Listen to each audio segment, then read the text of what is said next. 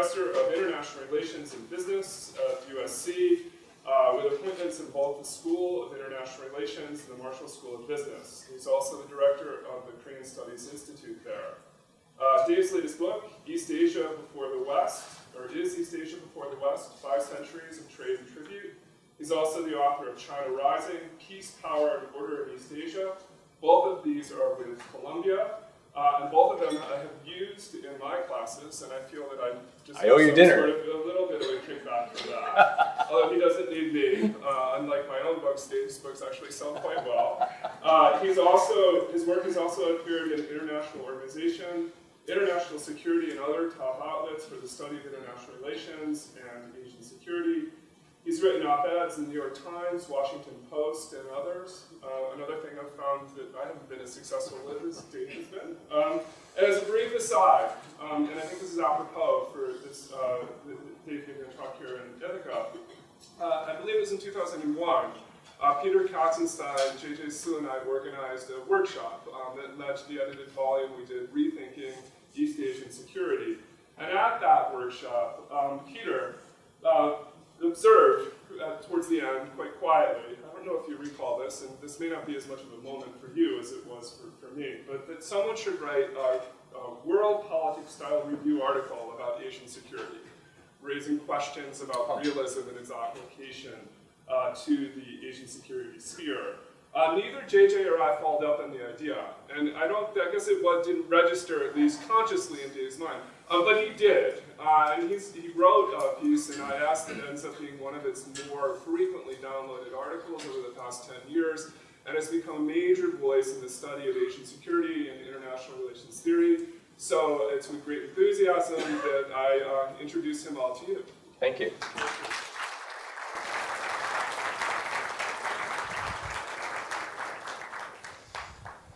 Wow. Thanks so much for inviting me, Alan, Dick, and the rest of you who voluntarily came here, evidently, the students in Alan's class.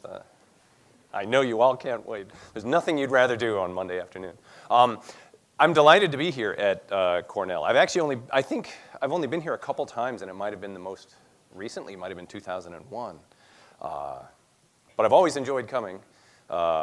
So I'm delighted to be here. I am going to try and talk, and please forgive me because I caught a cold, believe it or not, while I was in LA.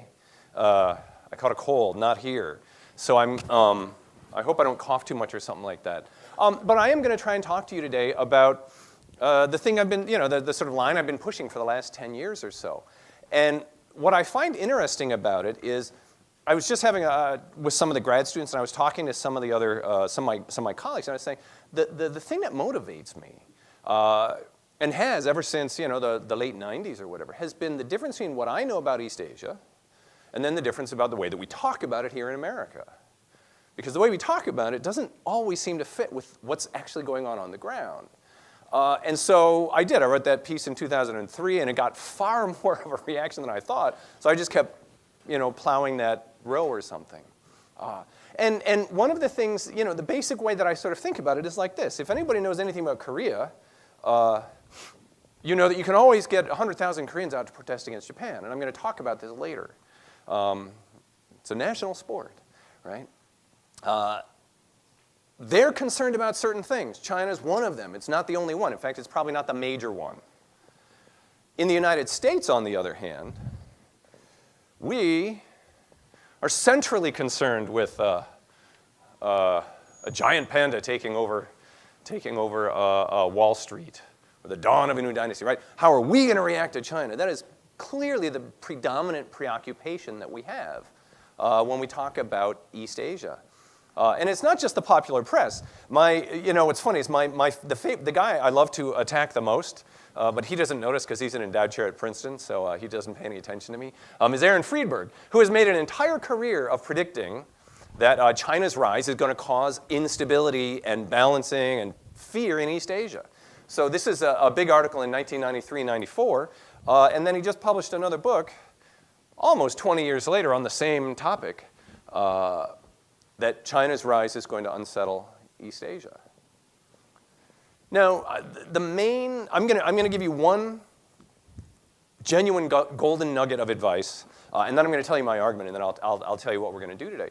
The big piece of advice, and for all of you, particularly undergraduates, if you're ever at a cocktail party or you're at a job interview or whatever else, and someone asks you something about international relations, and you don't know, right? What's going to happen to the euro?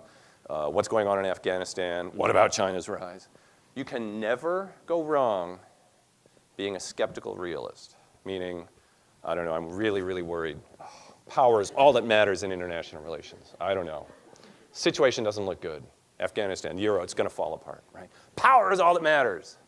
We're an incredibly macho profession. Power, right? You can never go wrong. So seriously, if you don't know, no one will ever accuse you of being naive. Oh, you're so naive. You can be 100% wrong.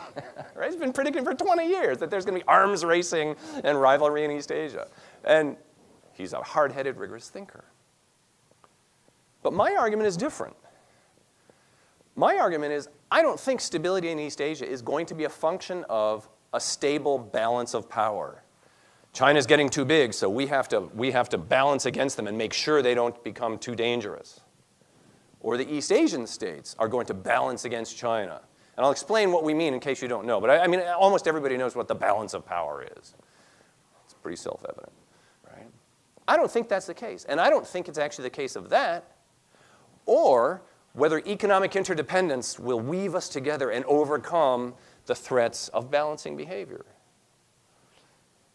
I actually think it's not either one of those things that's going to determine stability in East Asia, but rather it's going to be this other thing that's much more squishy, but I think it's much more important, which is, can the countries in East Asia come together with a set of understandings about what each other wants and what each other is? A sort of, I call it identities.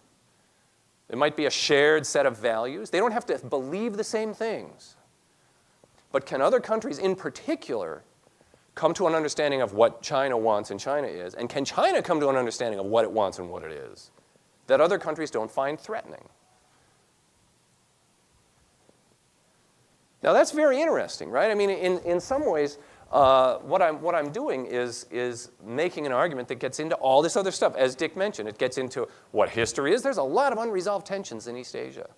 There's a lot of things that are not as stable as they are, say, in America or Europe. But I don't think it's a function of the balance of power or economic interdependence. Because actually, interestingly enough, in IR, and for political science, any of you poli-sci majors or IR majors, right? There's two things that we're really, really comfortable with. There's two human motivations that we take for granted. That's power and wealth, power and wealth. What's more important? Well, it doesn't matter. If I have power, I can take wealth. If I have wealth, I can buy power, right? Those are two that we know really well. Balance of power or economic interdependence. But there's actually three fundamental human motivations. And the third one we're really uncomfortable with. For lack of a better word, let's call it values. How do you get somebody to do something? Hit them with a stick? Coerce them. Power. Bribe them. I'll give you money. But the easiest way, and anybody who's ever taught a class knows this, that only works so far. You have to inspire people. You have to get them to buy into what you're doing. You have to convince them. And I think that motivation we're not comfortable with. But I think it's probably much more important in East Asia.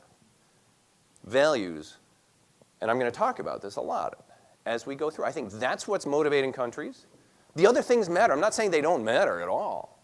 But I don't think that's really what's going on. So what I'm going to do today, and I'm going to try and be as short as possible so that we can talk, because what I have found is usually, I think things are just so obvious, and I'm so convincing, but usually there's a lot of discussion. So I'm going to talk a little bit about this theory stuff, authority, legitimacy, what do I mean when I talk about values and things like that. And then I'm going to talk about East Asia today and why I don't think the models work. The easy, off-the-shelf IR models that we take for granted don't work.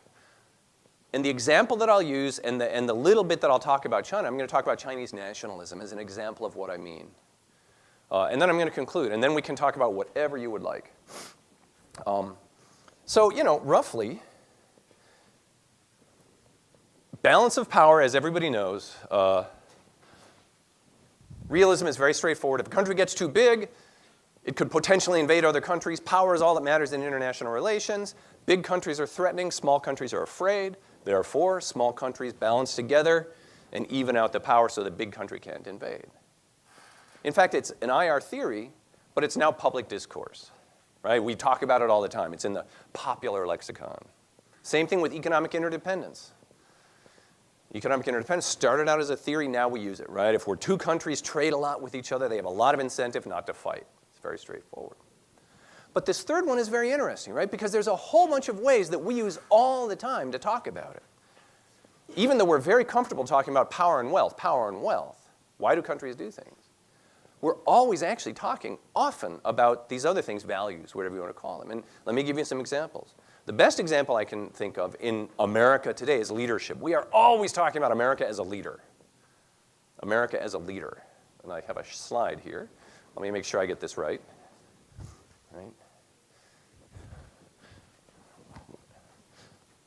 There's too many things around here. Where's my, there it is. Right? Hillary Clinton, America's Pacific century, blah, blah, blah. So we have to sustain our leadership. And it's not just politicians who talk about it. Academics talk about it. Will China and the US, who will be the leader in Asia, the leader in Asia? But the interesting thing about that is if you think about leadership, right? The thing about leadership is that it's inherently social. If I'm hitting you with a stick, I'm not much of a leader, right? Follow me, right? That's Kim Jong-il, that's North Korea, right? Not much of a leader, right? I mean, that's part. Or if I'm saying, here, if you follow me, I'll give you a lot of money, that's okay. But most of the time when we talk about leadership, most of us would admit that America is not a leader today simply because we're rich and powerful, although that's part of it.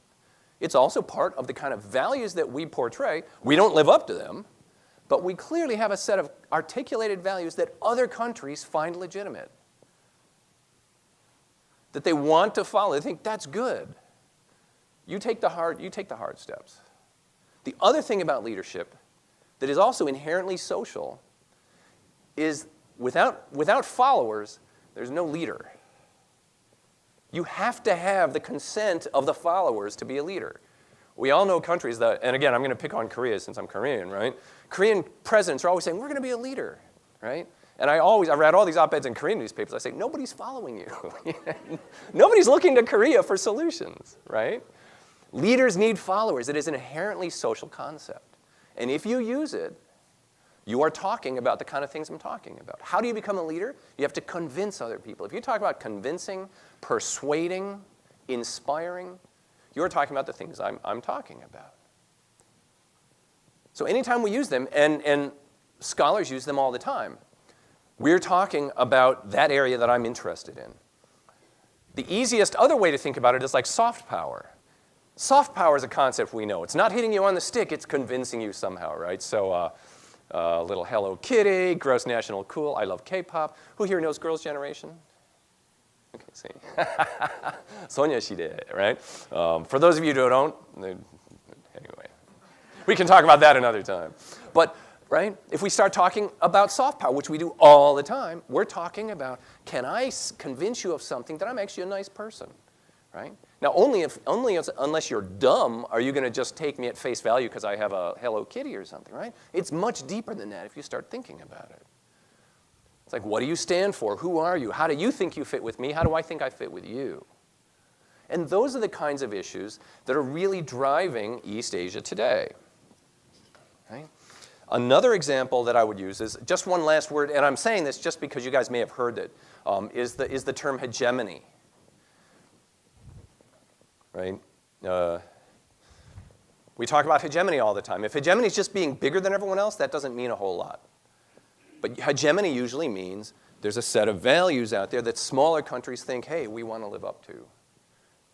So in many ways, these are the kinds of things I'm talking about. And we use them in IR, but we're not comfortable if we make them explicit. They're usually thrown in at the end. So why do I think this works in East Asia, right? Well, part of this is how we learned about international relations, right? Part of what I said in my, or one of my bailiwicks, is much of our theories are derived on the European experience. And the European experience, historically and today, is a bunch of countries, roughly the same size, competing viciously for the slightest advantage for literally centuries. So they're basically all the same size. And today, it's roughly the same. Germany has 80 million people, Italy has 60 million people, roughly $1 trillion or $2 trillion economies. So the lesson from the European experience was that the balance of power is a very important thing, because that's what occasionally kept countries from killing each other, slaughtering each other in Europe. And interestingly enough, not only the balance of power is not only a good thing, it's an inevitable thing. Because the Europeans had centuries of seeing the balance of power play out. It was a bunch of similarly sized countries competed with each other. And there's a bunch of other normative values things that came out, right? From the French Enlightenment or the liberal thinkers, Rousseau, Locke, whatever else, equality is very important. We hold these truths to be self-evident, right? Obvious. We hold these truths to be obvious that all men are created equal. Where's that from? Right?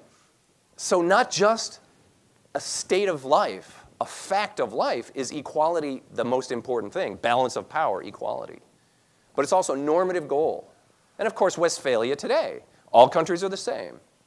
Although interestingly enough, and I'm not picking on anyone who's Bolivian, right? But Bolivia and the United States, just intuitively, they're not the same. They're not equal on any measure. Size, population, influence, military, economy, those are totally different countries. But because we both call them this Westphalian thing called nation state, they're the same, sort of, until they're not. Right? In other words, I think we have an idea of what the way the world should be, but we don't often live up to it.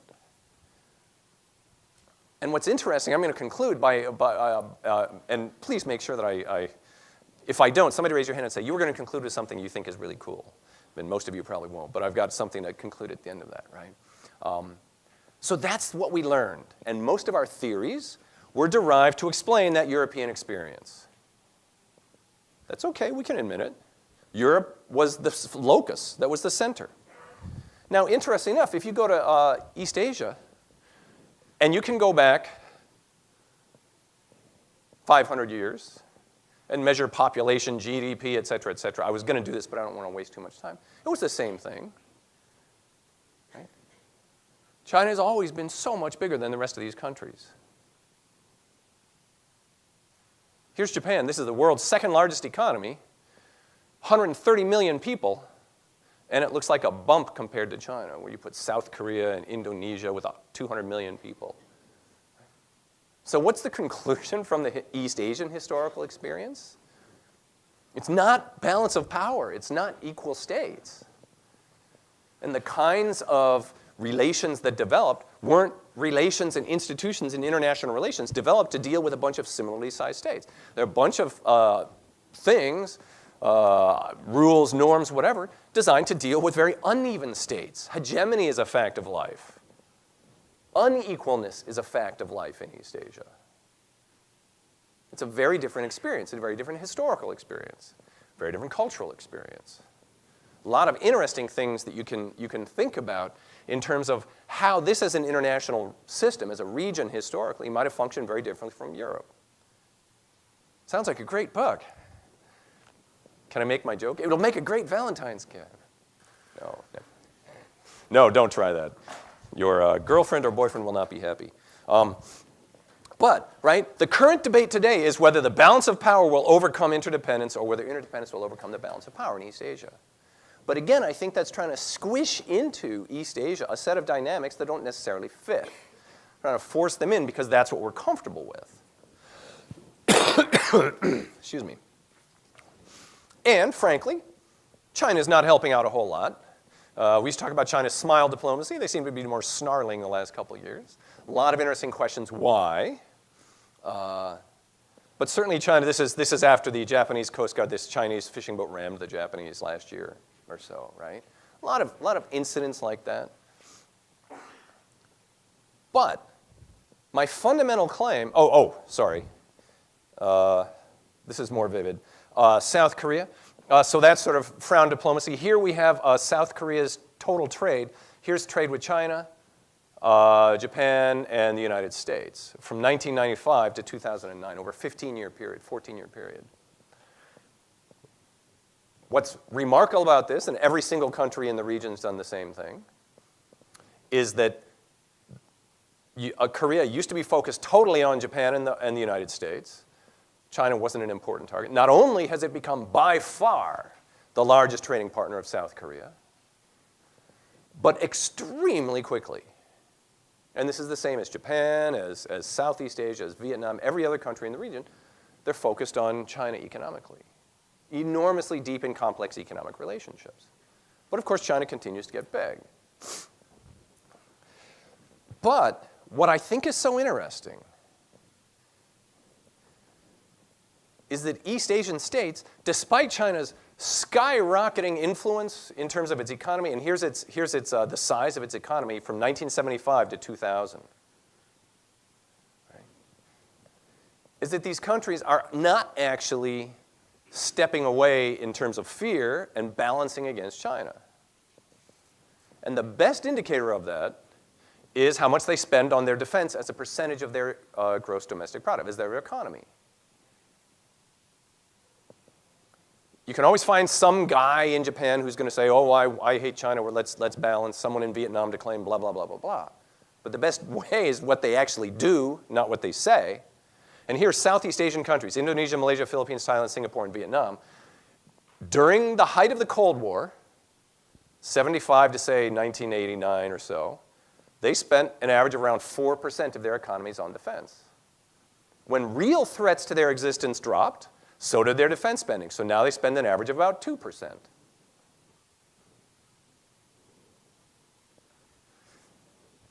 And you will literally, I mean, this is the main empirical argument that I made. I'm going to show you one other way, which is this is just 3-year average from 88 to 90 at the height of the Cold War, and then the last 3 years that were available. So South Korea was spending 4%, now 2%. 2%, 1.9. Every single country of note in East Asia, the defense spending has declined significantly.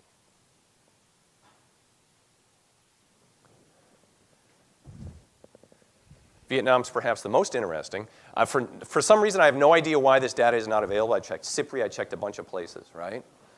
But we know that in the 70s and 80s, Vietnam was spending 5, 10, 15% of their economy on defense. They were worried about a number of external threats. Since then, the numbers have dropped down to roughly 2%. So why do I use these numbers like this? Because if they could spend 4% of their economy on defense, and now they're spending less than half that. Here's Indonesia, 2% in 1988, less than 1% now, right? If they could spend double what they're spending now, I don't care what you tell me about how worried you are about China. When they feared for their survival, these countries spent a lot on defense.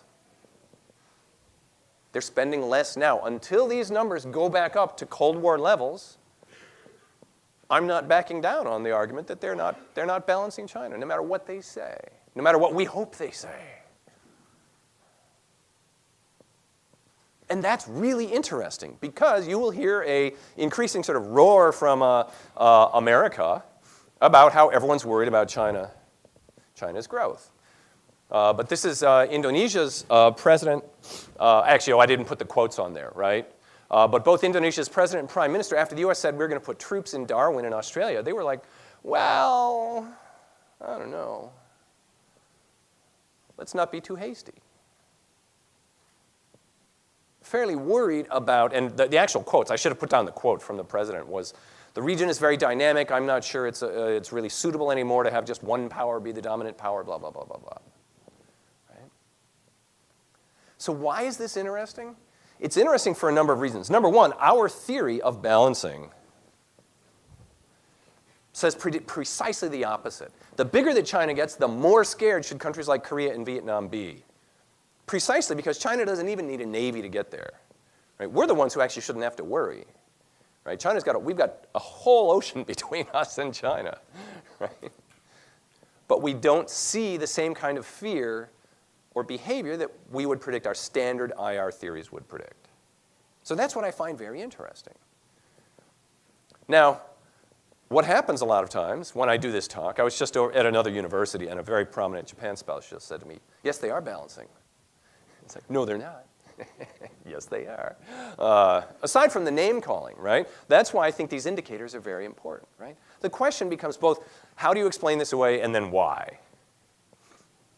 Well, there's a billion realist defenses, and here's where Peter Katzenstein has been pushing me for the last 10 years to stop dealing with the balancing hypothesis, because it so obviously isn't wrong.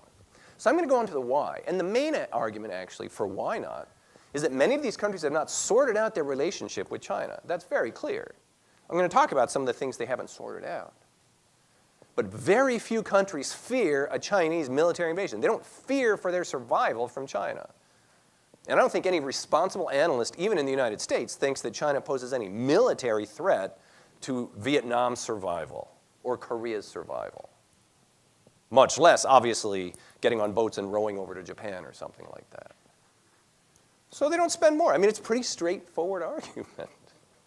When they were worried about surviving, they were worried, and they armed themselves. Now they're not.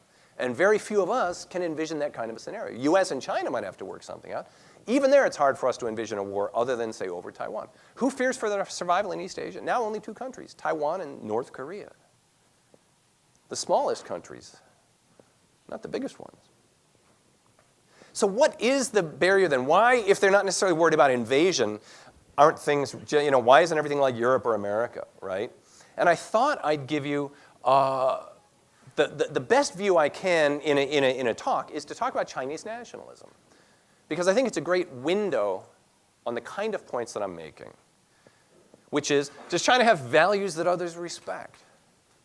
We could talk all day simply about Chinese nationalism, how Chinese culture is changing. Alan's done a great job on this. But I just have a couple points. One is, essentially, we have a view of China, which is, here they are fighting Georgetown, you may remember last year. Tibet and China are one a sort of hysterical overreaction to other people saying Tibet should be free. Here's good Chinese nationalists waving the Chinese flag. Right? Now, there's a couple things about Chinese nationalism I think is very interesting. Number one, and I'm happy to talk about this more. Number one, we have no problem at all saying Chinese nationalism is essentially a century of shame and bitterness at the West and the United States. The historical link is obvious. So history really, really affects how Chinese view the world.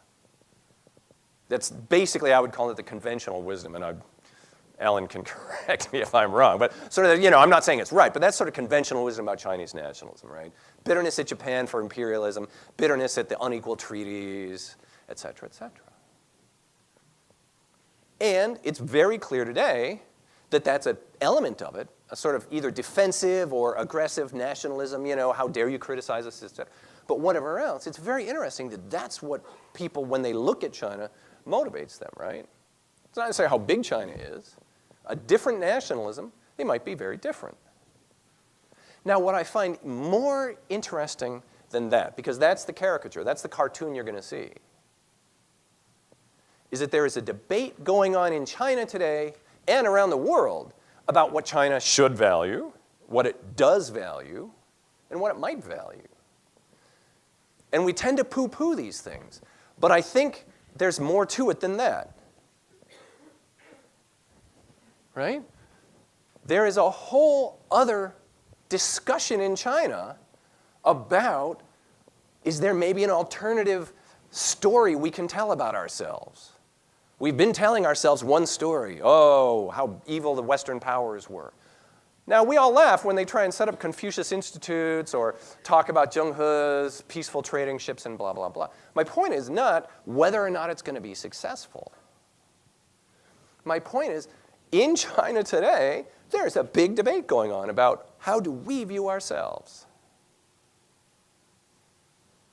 Can we look back on 5,000 years of being a civilizational center of the world with pride and self-confidence? Of having amazing technological advancements and, in some ways, perhaps not doing what the European powers did? How does this fit with that view of we're really angry at everyone? And there's an active discussion about whether China can have soft power, hard talk on this. I don't know, I just got this off the web. right? And this is an unnamed university, right? But what I find interesting about this is that it is a discussion going on in China about what they stand for. Who are we, right?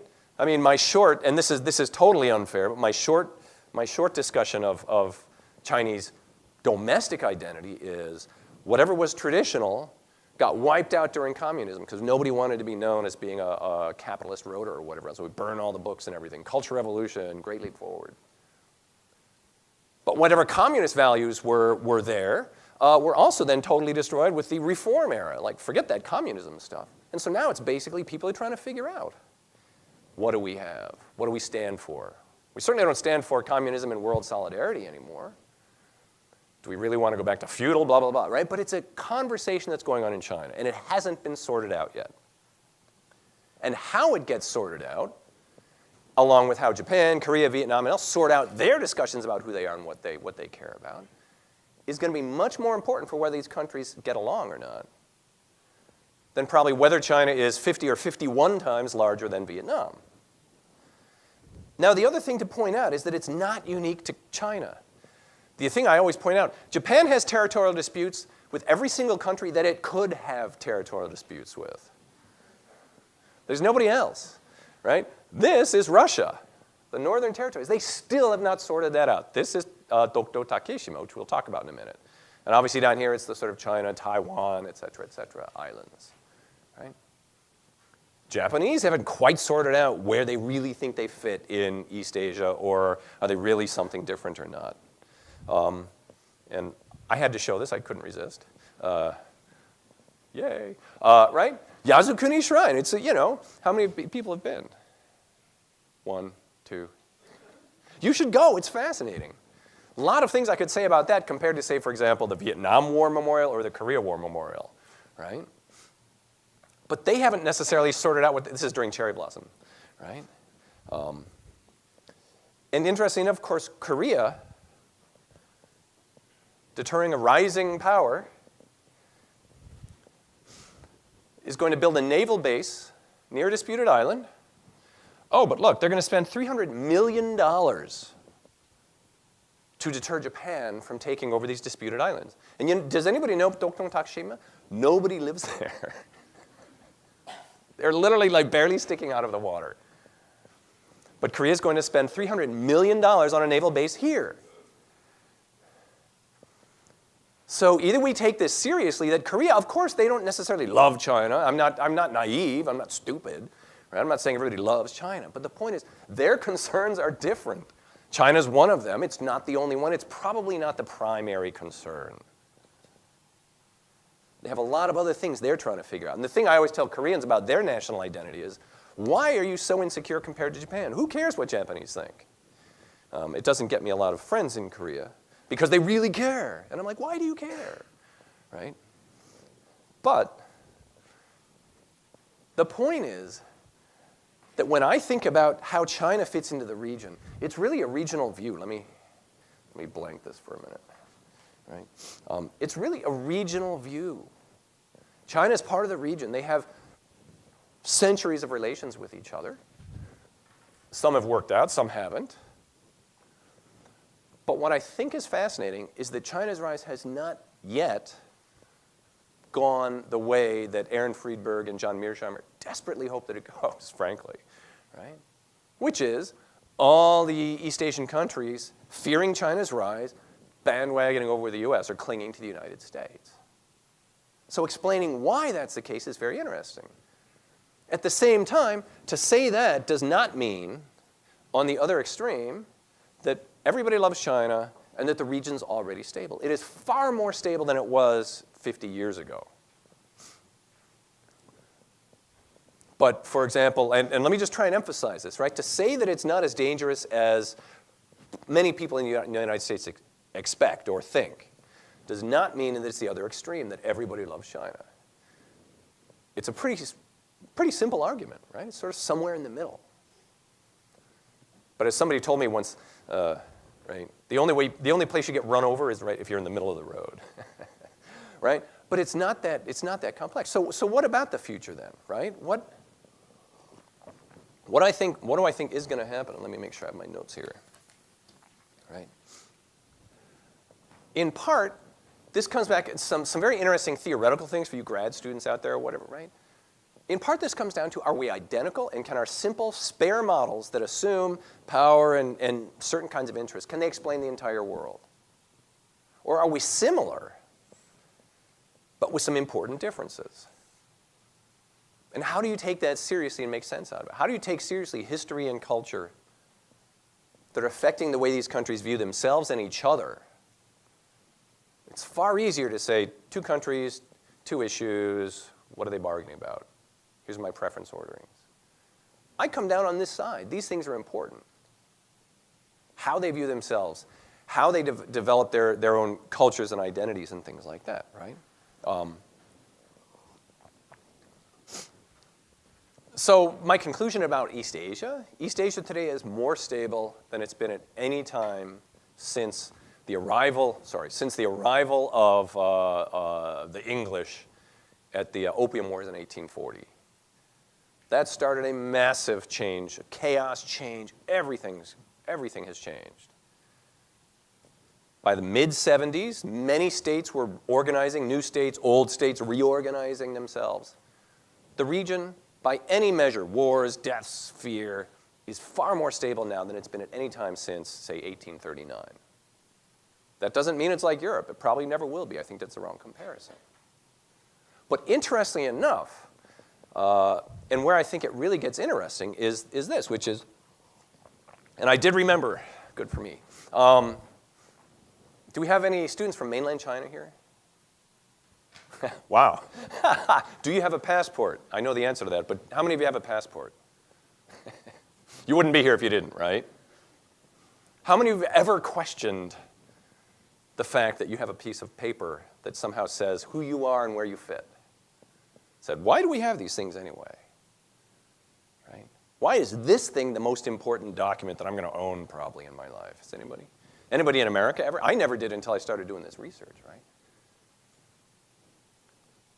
In many ways, the Western ideas, the Western-derived ideas of nation-states, a passport that determines nation-state citizenship, they're normative around the world, and not even China has any alternative to it. That's my point. The return to, there may be a Confucian identity and a history in China, and a return to some types of those values, but the international system is different. The international system has changed. We all live in this Westphalian world now, and nobody really questions it. We're beginning to, at the margins, question nation-states and nationalism. But certainly in East Asia, they're quite solidly in sort of like the 20th century in terms of nations and nationalism. I'll give you an example of a country that is sort of questioning that. I do a video course with a Mexican university on East Asian security, and one of them was telling me the other day, there was a poll done in Mexico last year where they said, would you be willing to merge with the United States if your quality of life would go up? 52% of people were like, yeah. Who cares, right? Which is unthinkable in East Asia, right? Say to Koreans and Japanese, would you be willing to merge if your quality of life would go up? 0%, right? I'd probably get punched simply for asking the question, right? Get out, right? But nobody questions nation state. This is a recent conception in East Asia, and that is coexisting or melding with a bunch of other historical ideas. Oops, right? So here's King Kojong, the last Korean king. He ruled until the Japanese came in and colonized Korea. Here he is in the traditional pajamas. Traditional Korean garb, right? Here he is, the same guy, dressed like Bismarck, right? You can do this for every country in Asia, right? He's got the beard, the handlebar mustache, the medals, the sword, the gloves, right? Why? This is how we used to do East Asia. There was a set of rules, and I'm happy to talk about it, a set of rules and ideas for governing relations between unequal countries, right? All of a sudden, it was like, no. If we want to be a country and survive, we got to act like the Western countries, and they really learned their lesson. So what is interesting about today China is no longer the center of civilization that it was. One of the things is that if you talk to a Korean without saying, what do you think of China? And you just say, you're just talking about like learning Chinese characters. And everyone will say, man, I wish I knew them better because so many of our words come from China, blah, blah, right? Japan, Tale of Genji was written based on a Chinese a novel, so to speak, at the time. Vietnam, Chinese characters. An examination system based on Confucian classics. China was the source of civilization in East Asia, of ideas and learning. Countries looked to it.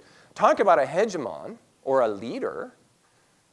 Historically, Koreans weren't coerced into learning Chinese characters. They wanted to get over to China so they could see what the latest scholars did. Japan the same way. Japanese emperors were buried with what they call Chinese prestige artifacts, like a jade comb or something from China, porcelain bowls, for centuries. Right? China was a source of civilization and learning and, and an appeal. Today, China is no longer the center of civilization. There's few countries that look to China as a model. There's grudging respect. Right? Nobody's looking to Greece today. Greece was the source of Western civilization, and nobody's looking to Greece for leadership today, particularly on economic issues. I know. That's gallows humor. That's not funny, right? Right? But it was. But today, Greece is it's had a huge impact, but no longer is Greece a leader. There's respect for China's economic accomplishments. But China is not a leader today. And the question is, can these countries find a way that they're going to interact with each other so that they can actually move beyond sort of respect and sort of arm's length and truly have some type of deep understanding of what each other wants and where each other deserves to be? So they haven't sorted it out yet. Will they be able to? I have no idea. The thing I always conclude, and people always think this is too much of like a graduation speech, but it's true, right?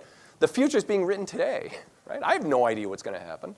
The decisions most of you make is going to have an effect on what happens in the future, right? So that's why it sounds too much of a graduation. But it's true, right? The decisions we make today are going to have an effect on that in China, in Korea, in Japan, in the United States. But I will conclude one more time by saying it's not going to be balance of power or economic interdependence. It's this stuff which is far more important. So I will stop there, and I'm happy to talk about whatever you would like to talk about. Thank you.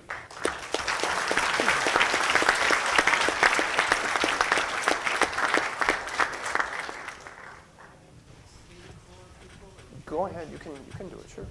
You know better, so why don't you lead, and I'll just...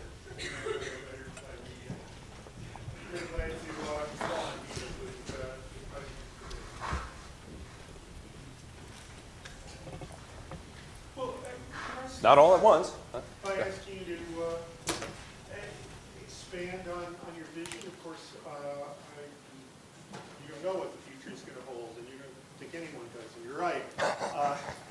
But it seems to me you were describing a possibility of order and stability in East Asia that isn't provided by people's sense of how horrible war is, because that's universal, and it's not provided by economic interdependence, also universal.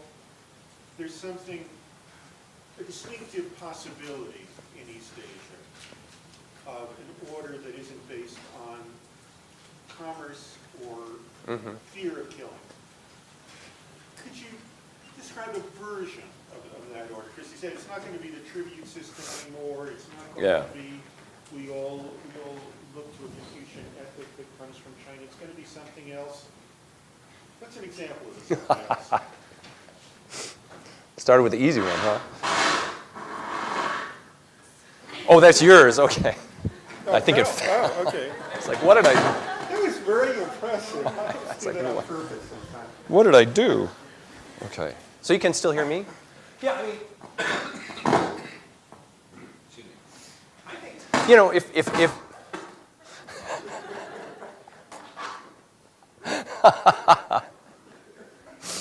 okay. Obviously, we all know the pessimistic path, right? And I would be better off served by saying, I don't know, this situation doesn't look very good. There's a lot of problems in East Asia. I've been on panels where people have sat and gone through every possible problem from environmental decay to drug running and blah, blah, blah, you know, and then sat back. And I said, you're absolutely right. There are a huge number of problems if you want to think about East Asia and the kinds of problems there. Turn this one off. There. Can you hear better now? Okay. Should I start over? I can't remember what I was saying. Lots of problems. That's right. So you can never go wrong. I don't know. Can you put that on video? I don't know. Really worried, right? Because there are huge problems, right? Environmental decay. There could be an economic implosion in China. Rural urban unrest. Maritime territorial disputes, historical disputes, which I'd love to talk about, right? Lots of disputes that exist. So the bad side is pretty easy to do. The sort of more hopeful side, or the optimistic side, would say there's a couple things that could stitch these countries together, right? Certainly there's a shared among, and I'm talking now about, say, East Asia in particular. If we talk about the main states, Japan, Korea, China, Vietnam. Southeast Asia is different. Then there's South Asia, there's West Asia, et cetera. But let's just take those four, which when we tend to talk about China and blah, blah, blah, we tend to talk about those four. Will it upset the balance of power? Who's balancing? Right? So what is it? Certainly, number one, there is a shared cultural history. The amazing thing, if you get my business card, you'll see I have Chinese characters on it, right? Not only because as a Korean I have a Korean name which is done in Chinese characters, but I make sure that it's on there because anywhere I go from Japan through Vietnam, I can give the card and everyone can read it. Vietnam, not so much anymore. Korea, not so much anymore. They're starting to relearn them, right? There is a shared cultural background, history, right? There's a shared set of intriguing ideas and things to build on that in many ways, like for example, you didn't have as much even in Europe that you do in East Asia of a cultural civilizational background. Certainly there's a tremendous amount of mixing there going around. Right? The largest ethnic minorities all over the place are Chinese, blah, blah, blah, blah, blah. Right? But beyond that, when we get to the political level, I think it's a couple things. Right? One is all countries come into terms with their history, and it's not just China.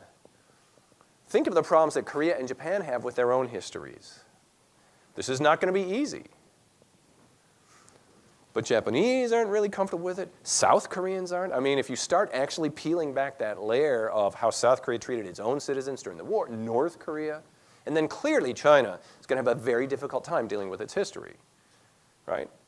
Because as long as, if you can't do anything after 1949, it's going to be a long time before you actually get a Chinese populace that is comfortable talking about history and saying, we made some mistakes, here were some things that happened to us. If everything after 1949 is off limits, we're waiting a long time. But then that depends, right? Does China at some point make some kind of a transition beyond a one-party state? You know, it's much, much looser now than it was.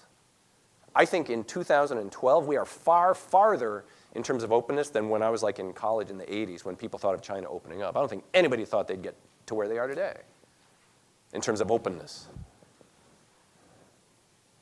right? So it's that type of thing. If a China transitions and transforms a generation from now, Koreans, right? A unified Korea.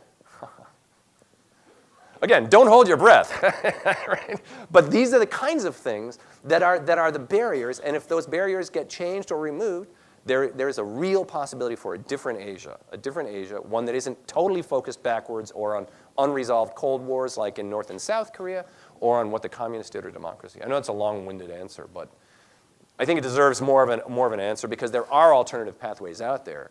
I just don't know whether we'll get there, how long it will take, or anything else. How's that? Sort of, kind of two-part, but wouldn't you say that in defense of realism, perhaps there's a threshold after which balancing by a boost to defense funding isn't really practical anymore, and that the Asian situation could potentially be characterized by that because there's already a huge power gap in terms of size and Let me ask you a question. Influence. How much smaller does North Korea have to get compared to the United States to give up? I suppose that's a good point. I don't see them giving in. Vietnam fought, they call it the first, second, and third wars of independence during the 20th century. First against the French, then against us, and then against China. All three of those. I mean, how much bigger were we? We dropped more bombs on Vietnam than we did during all of World War II, and they didn't give up. What I find astonishing, just to talk about Vietnam, what I find truly astonishing, and I didn't even live through Vietnam. I wasn't born then, right? But I've read about it. Seems to me, obviously, they were willing to die, in greater numbers than we could kill them. So we finally decided to stop. And what I find astonishing in America today, the last presidential election, is people starting to say we could have won. I don't know if you guys heard that or not. I just am flabbergasted that somebody today could be saying, actually, we didn't have enough resolve in Vietnam. But the point is, how much bigger than Vietnam did we have to be for them to actually give up, right? My point being this. These countries, when they're threatened, seem to go down swinging. So if they're not going down swinging now, again, and I'm not picking on you at all, but you are a good realist because you say, well, just a little bit more. How much power is enough? Just a little bit more, right? But frankly, I don't see how much bigger we can get than North Korea for them to give up, or Vietnam, how much bigger we could have been for them to give up. And then all of a sudden, 20 years later, they decide to capitulate. I don't see that. I think the reason they're not arming now is because they're not really there. They don't like what's going on in Spratlys with Vietnam. But that's different than fearing a major invasion. One of the things about water, people don't live there. It's a very different type of dispute if you have boats rocking on the water than if you have to worry about people and movements and everything else. And so the Vietnamese, when China and them hadn't sorted out with Cambodia and all that kind of stuff, they had a bloody war in 1979. I mean, horrifically bloody. So now all of a sudden they've decided, well, now we can't fight. I don't see that. I think if Vietnam was threatened, they would go down swinging. But. So, as you put it, you're envisioning not a Yates the second coming, you're envisioning global prosperity. Not the.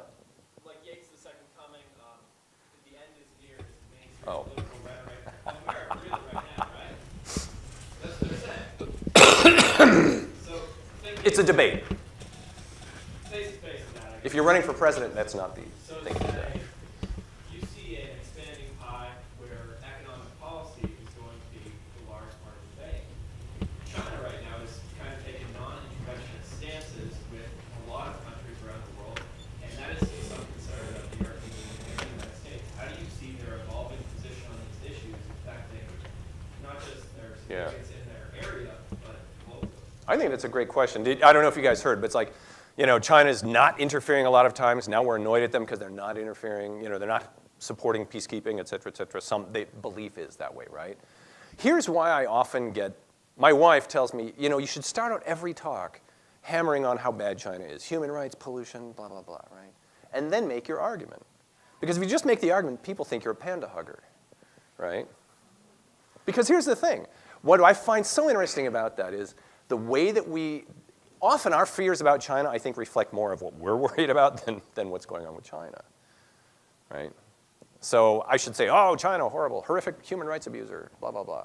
That being said, so here's how they get hoisted on their own petard or whatever, right? On the one hand, they're not deeply involved in things. So they should be more of a global leader or whatever, get more involved. The minute they do get involved, oh my God, they're trying to usurp us. What the hell are you doing? And you see this in Africa. I get asked about Africa. I get newspaper calls all the time. And I'm not defending anybody's record in Africa because everybody exploits that continent. Right? I'm not saying anybody's doing a good job, but I must have had a dozen reporters call me and say, China's getting a lot of influence in Africa. And I say to them, have you seen the movie Blood Diamond? We've been exploiting Africa for 200 years. We don't care about that continent. Now that China's doing it too, we're all of a sudden worried that what they're doing, right? I'm not saying who's worse, but the point is I think we have a very interesting standard. I'll give you one final one because I think this is very interesting because this is the path, though, that China has to take. This is the path that Japan tried to take 100 years ago when they tried to become a great power. And they sort of got there halfway, but not quite into the club. Right? The path that China has to take is becoming responsible, being involved, being a leader, but not going so far that that Americans get worried or something. And in some ways, I'm not actually sure at what point the United States is a moot question. Like this is sort of a Chinese kind of thing. And I'll give you an example, a Korean example. On the one hand, everybody, and I guarantee if you Google China-North Korea relations right now, in the last month, there must have been a dozen op-eds. China's the most important partner on North Korea. They've got to do more to pressure North Korea on nuclear weapons. And then I guarantee if you Google China, North Korea, takeover or province or whatever else, there's another dozen articles that say, oh my God, they're going to take over North Korea. So again, right, if they involve themselves, we're all worried that they're going to try and take over North Korea. If they don't involve themselves, we criticize them for not involving themselves. What's the answer? I don't know. But I do think it tells us more about us than it does about China.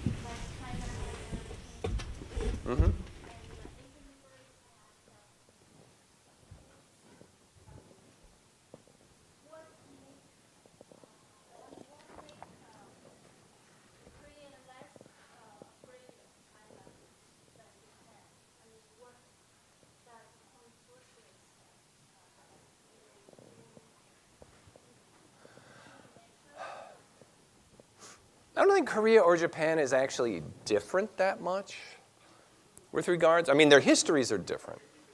Oh, sorry. Why would Koreans be less fearful of China than Japan, I think, right? And in some ways, I think I would put it slightly differently, which is that I think the Japanese have always had a relationship with Chinese culture and trade and commerce, right? They borrowed books and blah, blah, blah. But they didn't have really a relationship with China. Whereas Koreans had a relationship with both Chinese culture and Chinese people, right? The Japanese, interesting enough, we talk about this all the time, right? Are they really Asian? They say we're not quite, we're really more Western, and they're afforded the luxury because they're not quite involved. Although clearly from the outside, they use a lot of Chinese characters. All three writing systems, hiragana, katakana, and obviously kanji, they're all derived from Chinese radicals, So I'm not sure. I mean, today, the present day, when you do talks in Japan, there's no talk in Japan, and I've been all around that country, about the interesting thing about Japan, which I think is so interesting, is I think they're happy to sort of settle into middle power status, right? I don't see any sense of crisis in Japan, although we keep hoping that they'll step up and blah, blah, blah, blah, blah, but the number of students going abroad is lower. I just did this lecture in my undergrad class at USC, and the average TOEFL score, North Korea has a higher average TOEFL score than does Japan. Now, I know that's not fair. There's only 2 North Koreans, and they're, Kim Jong-nam, right? I don't care. I don't care who it is, right? Japan should be higher. It's the richest country in the world, right? They're not interested. There's no sense of crisis, and they're sort of fading.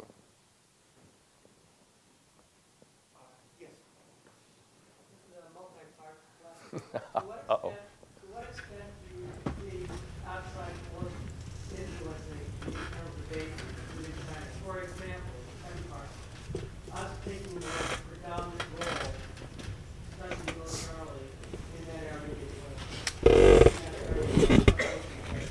Yeah. Is that likely to have an adverse effect? Could it bring about a self-fulfilling prophecy and bring about events that we fear? And what other forces might possibly the outside world use to influence? How much do external forces, like American military deployments, affect Chinese views of themselves, and might it cause a backlash in some ways, right? I think some, clearly, right? America can certainly do things that are going to make things worse or better with China and the way Chinese people view themselves. My sense, though, is that this is much more domestic set of questions for China and its leaders, people and their leaders. Again, Alan is probably the one who should be talking about this, not me, right? But this is what's so fascinating. So I'm in Shanghai last year, sitting around with a bunch of my friends, right? Some Chinese that I know. We're sitting around some cafe, and everybody's just lambasting on the government, right? It's so corrupt, blah, blah, blah, blah, blah. And so I was like, are you sure it's okay to say that? And they said, yeah, as long as you don't write anything down, you can say whatever you want now, right? Don't put it on the web.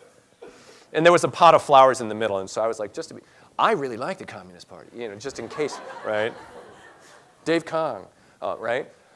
But, the thing is, it's in many ways, of course, what America does, the Tibet reactions and things like that, they provoke in some ways, I think, a more superficial response, right? But I think the deeper questions that Chinese are dealing with is only partially about their relations with the outside world. I think it's much more. When I see what they're talking about, it's how their kids are getting educated, where they went to school, pollution, environment, what the government's doing, corruption. And those are a whole bunch of questions about how they should interact with their government, how their government should interact with them, et cetera, et cetera. So I think, yes, obviously America has something to do with it, but I think this is as much a domestic issue as it is anything international. Right? Let's see, I guess I'll take one last question. Yes. Is this the last one? Okay, so no, that's okay. How about two? We'll take two. And ask them together, yes.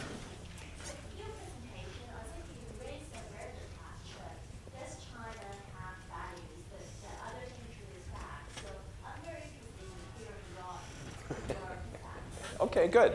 And how about we ask the next one? I'll try and. I was just wondering, what do you think is the likelihood of Taiwan declaring formal independence?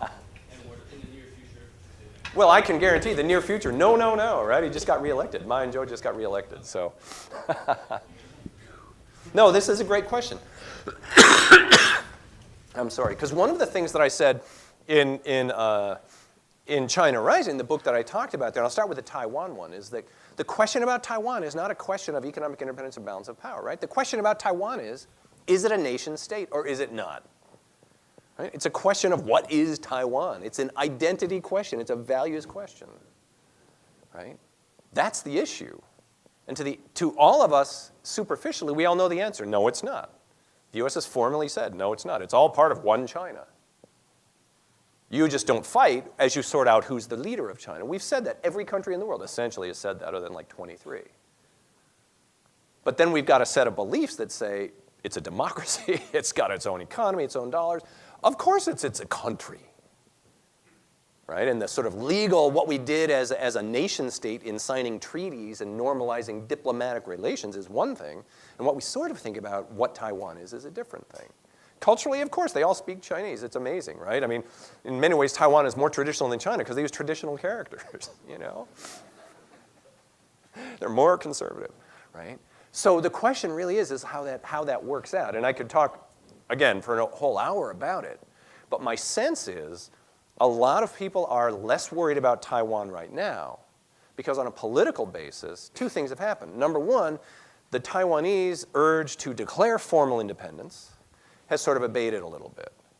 They sort of backed away from that.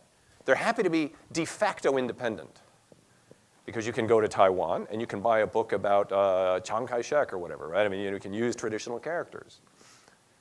But they don't want to, they're just willing to kick the can down the road for a while. China, on the other hand, has, in a way, I think, stepped back from threatening and sending missiles over and scaring the wits out of everybody and decided that they were going to try and use economic interdependence. Well, we'll wait a generation. We'll see what happens once Taiwan, half the population from Taiwan has moved to China and blah, blah, blah, right? They're at 10% or something already, I think.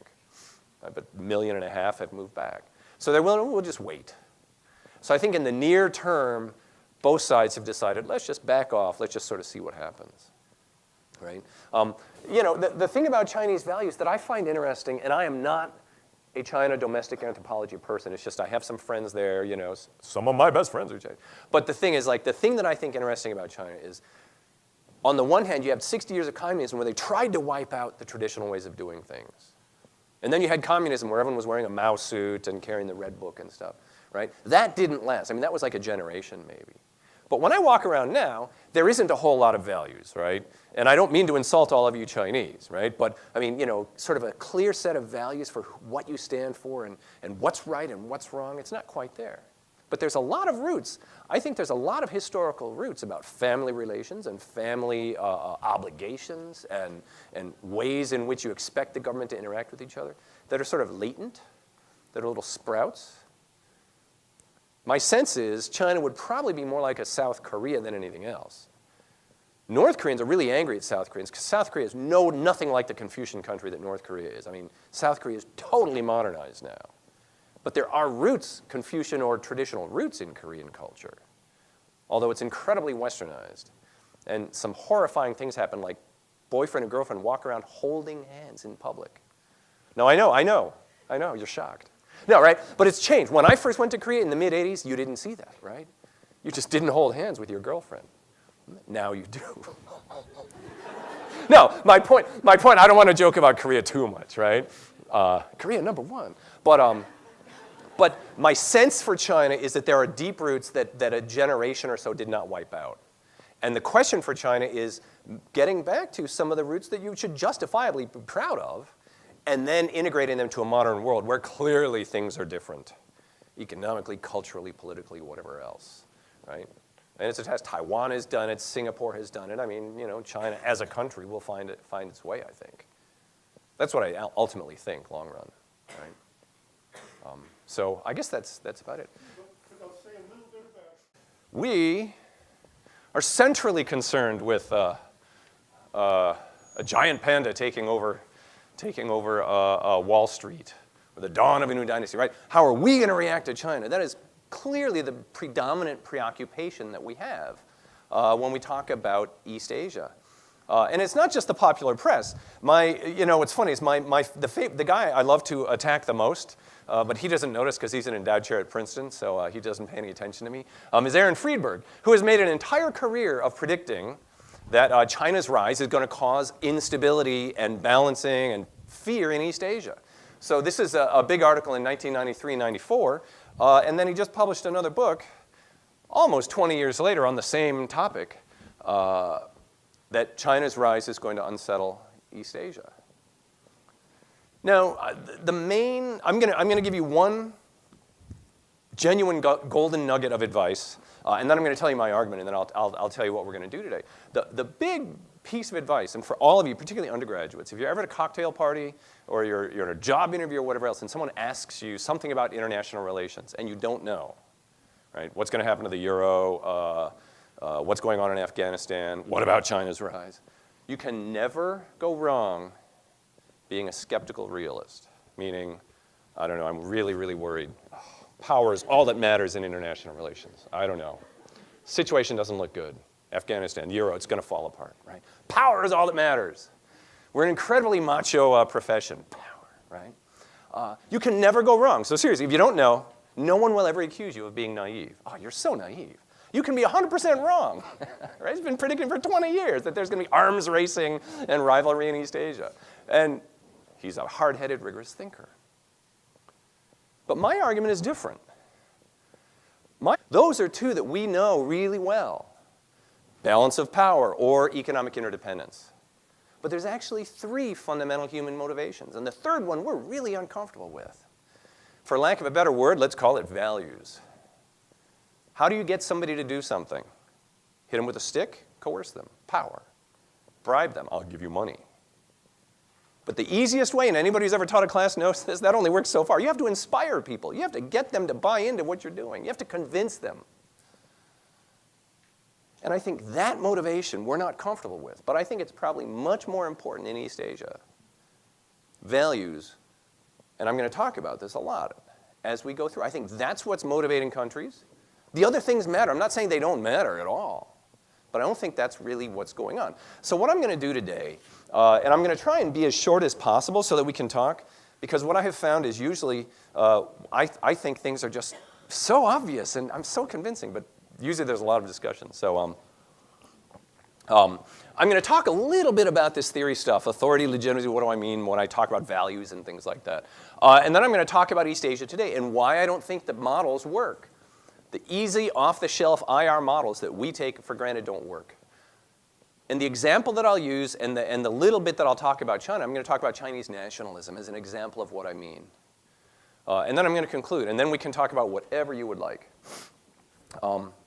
So, roughly, balance of power, as everybody knows, realism is very straightforward. If a country gets too big, it could potentially invade other countries. Power is all that matters in international relations. Big countries are threatening, small countries are afraid. Therefore, small countries balance together and even out the power so that big country can't invade. In fact, it's an IR theory, but it's now my argument is I don't think stability in East Asia is going to be a function of a stable balance of power. China's getting too big, so we have to balance against them and make sure they don't become too dangerous. Or the East Asian states are going to balance against China. And I'll explain what we mean in case you don't know. But I mean, almost everybody knows what the balance of power is. It's pretty self-evident, right? I don't think that's the case. And I don't think it's actually the case of that, or whether economic interdependence will weave us together and overcome the threats of balancing behavior. I actually think it's not either one of those things that's going to determine stability in East Asia, but rather it's going to be this other thing that's much more squishy, but I think it's much more important, which is, can the countries in East Asia come together with a set of understandings about what each other wants and what each other is? A sort of, I call it identities. It might be a shared set of values. They don't have to believe the same things. But can other countries in particular come to an understanding of what China wants and China is? And can China come to an understanding of what it wants and what it is that other countries don't find threatening? Now that's very interesting, right? I mean, in some ways, what I'm doing is making an argument that gets into all this other stuff. As Dick mentioned, it gets into what history is. There's a lot of unresolved tensions in East Asia. There's a lot of things that are not as stable as they are, say, in America or Europe. But I don't think it's a function of the balance of power or economic interdependence. Because actually, interestingly enough, in IR, and for political science, any of you poli-sci majors or IR majors, right? There's two things that we're really, really comfortable with. There's two human motivations that we take for granted. That's power and wealth, power and wealth. What's more important? Well, it doesn't matter.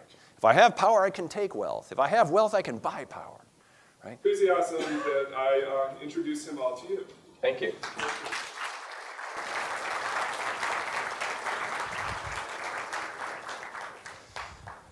Wow.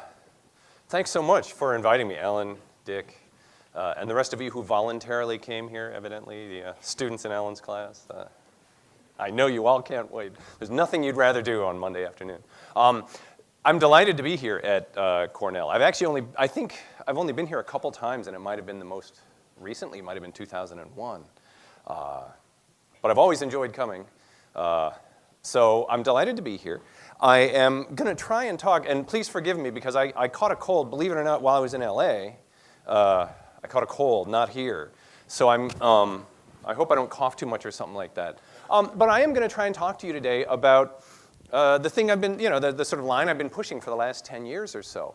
And what I find interesting about it is I was just having with some of the grad students, and I was talking to some of the other, some of my colleagues, and I was saying, the thing that motivates me, and has ever since, the late 90s or whatever, has been the difference between what I know about East Asia and then the difference about the way that we talk about it here in America. Because the way we talk about it doesn't always seem to fit with what's actually going on the ground. And so I did. I wrote that piece in 2003, and it got far more of a reaction than I thought. So I just kept, plowing that row or something. And one of the things, the basic way that I sort of think about it is like this. If anybody knows anything about Korea, you know that you can always get 100,000 Koreans out to protest against Japan. And I'm going to talk about this later. It's a national sport, right? They're concerned about certain things. China's one of them. It's not the only one. In fact, it's probably not the major one. In the United States, on the other hand, he's professor of international relations and business at USC, with appointments in both the School of International Relations and the Marshall School of Business. He's also the director of the Korean Studies Institute there. Dave's latest book, East Asia Before the West, or is East Asia Before the West, 5 Centuries of Trade and Tribute. He's also the author of China Rising, Peace, Power, and Order in East Asia. Both of these are with Columbia, and both of them I have used in my classes, and I feel that I just owe you dinner. sort of a little bit of a kickback for that. Although he doesn't need me, unlike my own books, Dave's books actually sell quite well. His work has also appeared in international organization, international security, and other top outlets for the study of international relations and Asian security. He's written op-eds in the New York Times, Washington Post, and others. Another thing I've found that I haven't been as successful with is Dave has been. And as a brief aside, and I think this is apropos for this, Dave giving a talk here in Ithaca, I believe it was in 2001, Peter Katzenstein, J.J. Su, and I organized a workshop that led to the edited volume we did, Rethinking East Asian Security. And at that workshop, Peter observed towards the end, quite quietly, I don't know if you recall this, and this may not be as much of a moment for you as it was for me, but that someone should write a world politics style review article about Asian security, raising questions about realism and its application to the Asian security sphere. Neither JJ or I followed up on the idea, and I guess it didn't register, at least consciously, in Dave's mind. But he did, and he wrote a piece, and I asked that it ends up being one of its more frequently downloaded articles over the past 10 years, and has become a major voice in the study of Asian security and international relations theory. So it's with great enthusiasm